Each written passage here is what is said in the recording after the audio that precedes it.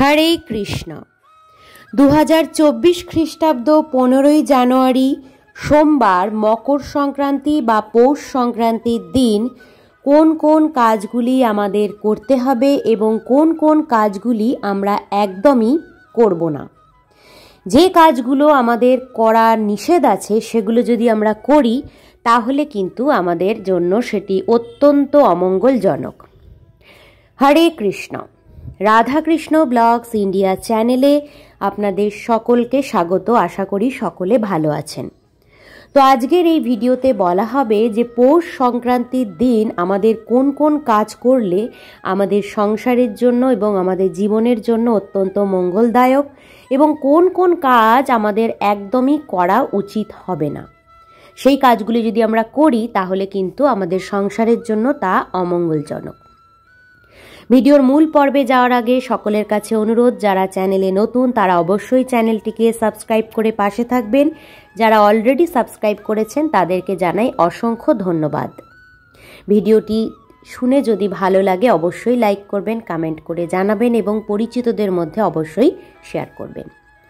তো এই পৌষ সংক্রান্তি বা মকর সংক্রান্তির অনেক মহিমা আছে। আমরা যদি শাস্ত্রের দিকে তাকাই তো দেখতে পারবো এই পৌষ সংক্রান্তি বা মকর সংক্রান্তির দিন দেবতা এবং দানবদের মধ্যে যে যুদ্ধ হয়েছিল সমুদ্র মন্থনের সময়, তো সেই যুদ্ধ এই মকর সংক্রান্তির দিন সমাপ্ত হয়েছিল। এই মকর সংক্রান্তির দিন মা যশোদা ভগবান শ্রীকৃষ্ণকে পুত্র হিসেবে পাওয়ার জন্য তপস্যা শুরু করেছিল। এই পৌষ সংক্রান্তির দিন শ্রীমন মহাপ্রভু উনি সন্ন্যাস গ্রহণ করার জন্য এই দিন গৃহ ত্যাগ করেছিলেন এবং এই দিন কুরুক্ষেত্র যুদ্ধে ভীষ্মদেব, পিতামহ ভীষ্মদেব উনি প্রয়াত হয়েছিলেন।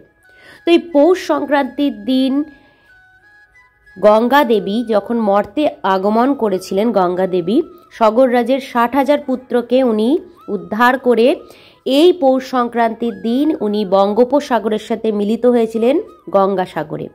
তাই এই গঙ্গাসাগরের উৎসব হয় এই দিন এবং লক্ষ লক্ষ ভক্ত এই দিন সমাগম সেখানে হয় গঙ্গা স্নানের উদ্দেশ্যে। তো পৌষ সংক্রান্তির মাহাত্ম্য এবং মহিমা কিন্তু অসীম। এই দিন অত্যন্ত গুরুত্বপূর্ণ দিন। এই দিন সূর্যদেব উনি মকর রাশিতে গমন করেন। তো এই দিনটা আমাদের সনাতন ধর্মের সকল মানুষের জন্য কিন্তু অত্যন্ত গুরুত্বপূর্ণ একটি দিন। এই দিন কি কি কাজ আমাদের করতে হবে? এই দিন সর্বপ্রথম সকলের উদ্দেশ্যে বলছি, ব্রহ্ম মুহূর্তে ঘুম থেকে উঠবেন। ব্রহ্ম মুহূর্ত মানে সূর্যদেব ওঠার ঠিক 1 ঘন্টা আগে, মোটামুটি 1 ঘন্টা আগে ঘুম থেকে উঠে স্নান সেরে বাসি কাজ বাড়ি ঘর পরিষ্কার পরিচ্ছন্ন করে স্নান সেরে শুদ্ধভাবে ভগবানের পূজা অর্চনা করবেন। ভগবান শ্রীকৃষ্ণের চরণে ফুল তুলসী অর্পণ করবেন এবং ভগবানকে নমস্কার করবেন, ভগবানকে ভোগ নিবেদন করবেন। এই দিন আপনারা অধিক পরিমাণ হরিনাম জপ করবেন। হরিনাম জপ করবেন, সকালবেলায় জপ করবেন, 16 মালা হরিনাম জপ করার চেষ্টা করবেন। এই দিন আপনারা গীতা ভাগবত পাঠ করবেন অথবা শ্রবণ করবেন। গীতা ভাগবত কাউকে দান করতে পারেন। এই দিন কিন্তু দানের একটা বিশাল মাহাত্ম্য আছে। এই দিন আপনারা গীতা ভাগবত দান করতে পারেন। এই দিন আপনারা ভগবানকে বিশেষ রকমের রন্ধন করে ভোগ নিবেদন করবেন। বিভিন্ন রকম পিঠা পুলি, মিষ্টান্ন, অন্ন, খিচুড়ি প্রসাদ এবং কালো তিলটি সবথেকে ভালো, কালো তিলের নাড়ু, এই রকম খাদ্যদ্রব্য প্রস্তুত করে ভগবানকে অবশ্যই নিবেদন করবেন এবং সেই প্রসাদ আপনারা কোনো শুদ্ধ ব্রাহ্মণ বা শুদ্ধ বৈষ্ণবকে আপনারা সেই প্রসাদ বাড়িতে এনে সেই সেবা করাবেন এবং প্রতিবেশীদের সেই প্রসাদ দেবেন, তাদের সেবা করবেন। তাতে কিন্তু সংসারের জন্য খুবই মঙ্গল। এই দিন দান ধ্যানের বিশেষ গুরুত্ব আছে। শুদ্ধ বৈষ্ণব সেবা এই দিন বিশেষ গুরুত্বপূর্ণ। এই দিন আপনারা কালো তিলের নাড়ু অনেক সাদা তিলও করতে পারেন, তবে সাদা তিল থেকে কালো তিলটি বেশি উত্তম। কালো তিলের নাড়ু প্রস্তুত করবেন এবং সেই নাড়ু আপনারা প্রতিবেশী কোনো বাচ্চা বা প্রতিবেশীদের সেই প্রসাদ দেবেন এবং পিঠাপুলি ভোগ দেবেন, সেই পিঠাপুলি পাড়া প্রতিবেশীদের সেই প্রসাদ দেবেন। দান, এটা একটা দান বা ভগবানের প্রসাদ মানে অন্যকে দিয়ে সেবা করা, এটা কিন্তু খুবই গুরুত্বপূর্ণ এই দিন। এবং এই দিন আপনারা সন্ধেবেলায় পাড়া প্রতিবেশী বা আত্মীয় স্বজন মিলে এই দিন হাতে তালি দিয়ে হরিনাম সংকীর্তন করবেন, ভগবানের সন্ধ্যা আরতি করবেন। তো এইভাবে সারাটা দিন আপনারা কিন্তু কাটাবেন। এবং আপনারা এই দিন কিন্তু গঙ্গা স্নানের একটি বিশেষ মাহাত্ম্য আছে। আমি একটু বিষয়টি আগেই বলা উচিত ছিল, কিন্তু আমি এখন বলছি যে গঙ্গা স্নান যদি কারোর এই দিন গঙ্গা স্নান করা সম্ভব না হয়, তাহলে আপনারা সকালবেলায় যখন স্নান করবেন তখন স্নানের জলে 3 বার গঙ্গা গঙ্গা গঙ্গা বলে আপনারা স্নান করবেন, তাহলে কিন্তু সেটি গঙ্গা স্নানের সমতুল্য হয়। তো এই দিন গঙ্গা স্নানের বিশেষ মাহাত্ম্য আছে। যদি পারেন তাহলে গঙ্গাসাগরে স্নান করতে পারেন, সেটি আরও ভালো। তো এইভাবে আপনারা সারাটা দিন পালন করবেন।